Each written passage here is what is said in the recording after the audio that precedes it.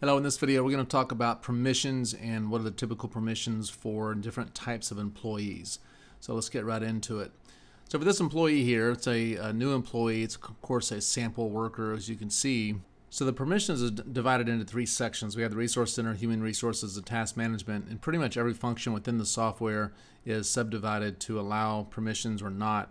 So for instance, in order to even view the curriculum, you're going to have that checked there. And most regular employees don't need to access the lessons library. Of course, this is where you can peruse different lessons that we have created as a company and then put that into your curriculum. It's according to business type. Some business types don't have any lessons in the lessons library.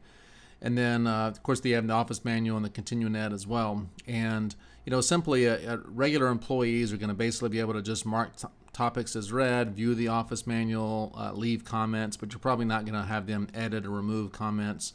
And then they're going to be able to view Continuing Ed and take lessons. This is a pretty typical, and take lessons there. This is a pretty typical permission set for a regular employee. Now this here, this upload, actually connects to this here. It connects to that there. So you can upload a video. So that little button right there, that little upload button, this allows you to essentially upload a video, which would be like a video memo for your entire office. And we'll go over how that works later, but that's what that is for. So it's interesting here. This is a good example of the fact that you do have to press submit before going off this page. So you're going to go ahead and re-click these, take lessons, view curriculum, the mark topics as read there, leave comments, take the lessons, and then view Continuing Ed. We're going to press submit, and that'll lock those in. For this one here, we leave these four as the default permissions for normal employees that don't have access to timesheets and things of that nature. Now, to explain what these are, this is the ability to view the hours, this button right here, and this is the ability in the list of workers. So if we go to here and we have this entire list, that button gives a person the ability to see themselves. So if they click on any one of these employees, they would not be able to access that employee.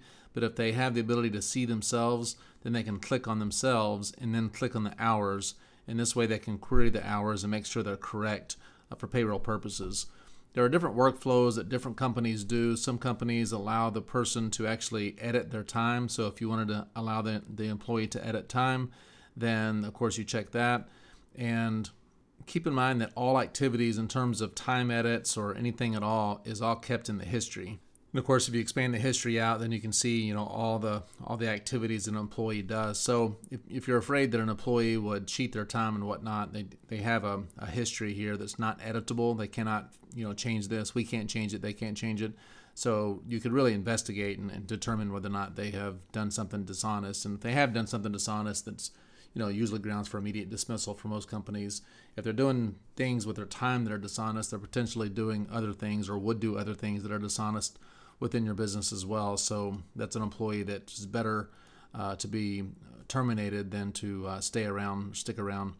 And then of course, we don't give most employees the ability to see their history. So if you click that, then they can actually scroll down and see their history, but they don't even see that it's there. So a lot of employees don't realize that history even exists. It's mostly for management, and it's of course the ability to look up their activity within the system and their behaviors in terms of tardiness or being punctual, that type of thing.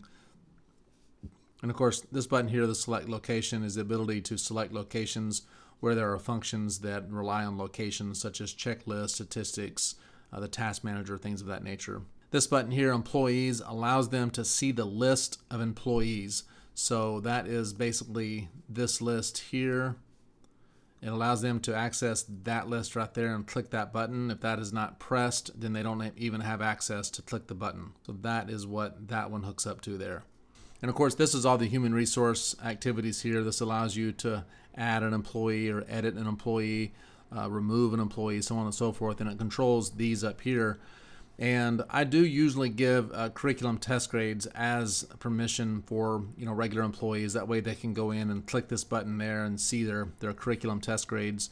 This timesheets here is where you have access to all the timesheets for all employees. So of course I'm going to go ahead and submit this, and I'll show you where that is.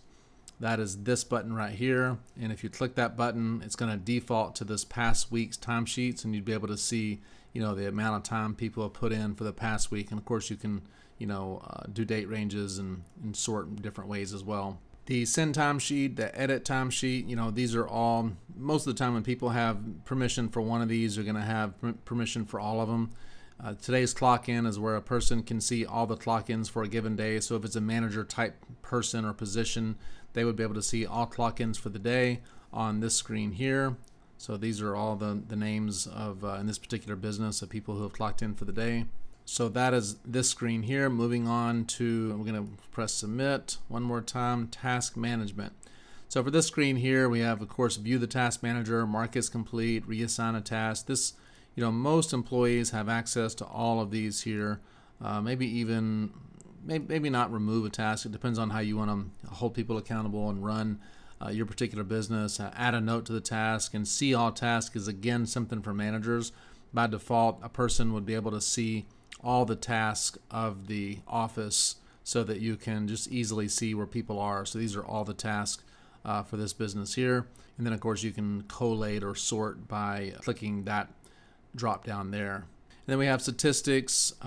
First of all, view statistics. So one of those is going to allow you to access the statistics itself, and the other one's going to allow you to access the calendar, the view statistics, and that's what that is right there.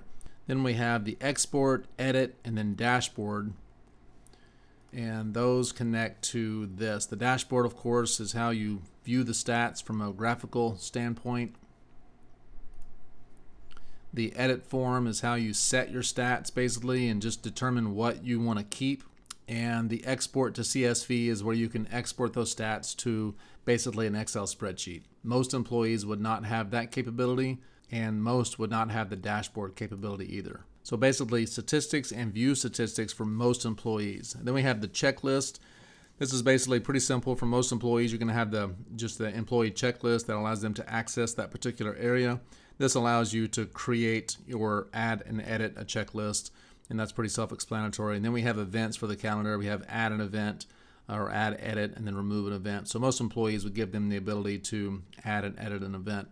So that covers the permissions for the platform. And again, this is a typical employee's permissions, and a manager would have almost all permissions. We sometimes will not let them remove an employee just because you wouldn't want to remove one by accident. But and the primary user has permissions for everything by default. I like to go through and just go ahead and check everything, but most of it is programmed in where the primary user of the account, which is one per account, has the permissions for all activities. And if you have any questions, of course, click the help button or email us at support@OfficeAutomated.com.